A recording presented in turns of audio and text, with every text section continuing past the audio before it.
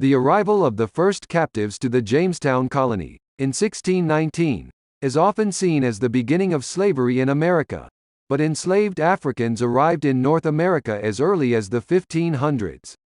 In late August 1619, the White Lion, an English privateer commanded by John Jope, sailed into Point Comfort and dropped anchor in the James River. Virginia colonist John Rolfe documented the arrival of the ship and 20 and odd Africans on board. His journal entry is immortalized in textbooks, with 1619 often used as a reference point for teaching the origins of slavery in America. But the history, it seems, is far more complicated than a single date. It is believed the first Africans brought to the colony of Virginia, 400 years ago this month, were Kimbundu-speaking peoples from the Kingdom of Ndongo, located in part of present-day Angola. Slave traders forced the captives to march several hundred miles to the coast to board the San Juan Bautista, one of at least 36 transatlantic Portuguese and Spanish slave ships.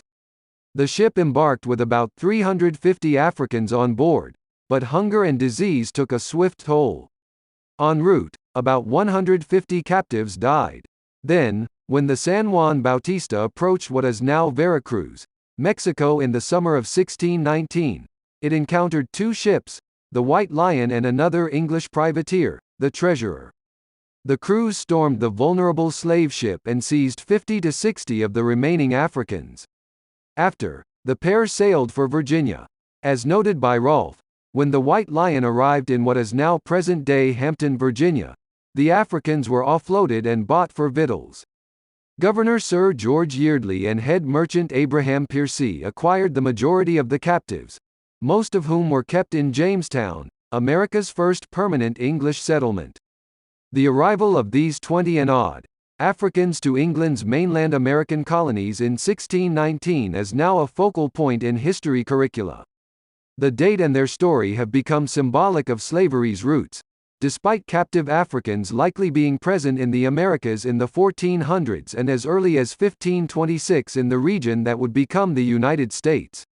Some experts, including Michael Guasco, a professor at Davidson College and author of Slaves and Englishmen, Human Bondage in the Early Modern Atlantic World, caution about placing too much emphasis on the year 1619.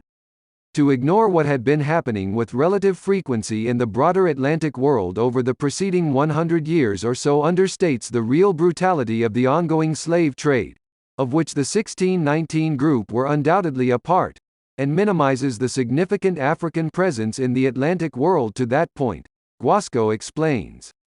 People of African descent have been here longer than the English colonies. Africans had a notable presence in the Americas before colonization. Prior to 1619, hundreds of thousands of Africans, both free and enslaved, aided the establishment and survival of colonies in the Americas and the New World. They also fought against European oppression, and, in some instances, hindered the systematic spread of colonization. Christopher Columbus likely transported the first Africans to the Americas in the late 1490s on his expeditions to the island of Hispaniola, now Haiti and the Dominican Republic. Their exact status, whether free or enslaved, remains disputed, but the timeline fits with what we know of the origins of the slave trade. European trade of enslaved Africans began in the 1400s.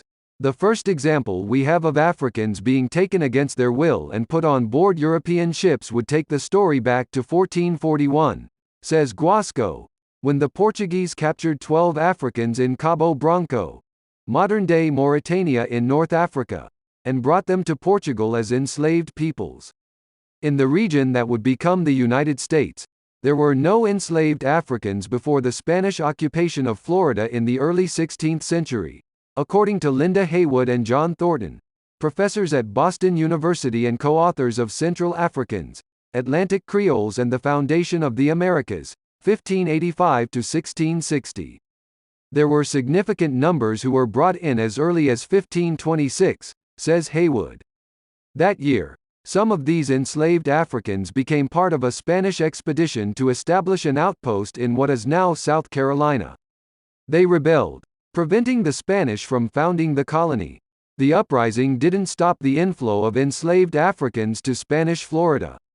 We don't know how many followed, but there was certainly a slave population around St. Augustine, says Haywood.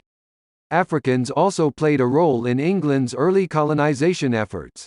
Enslaved Africans may have been on board Sir Francis Drake's fleet when he arrived at Roanoke Island in 1586 and failed to establish the first permanent English settlement in America. He and his cousin, John Hawkins, made 3 voyages to Guinea and Sierra Leone and enslaved between 1,200 and 1,400 Africans.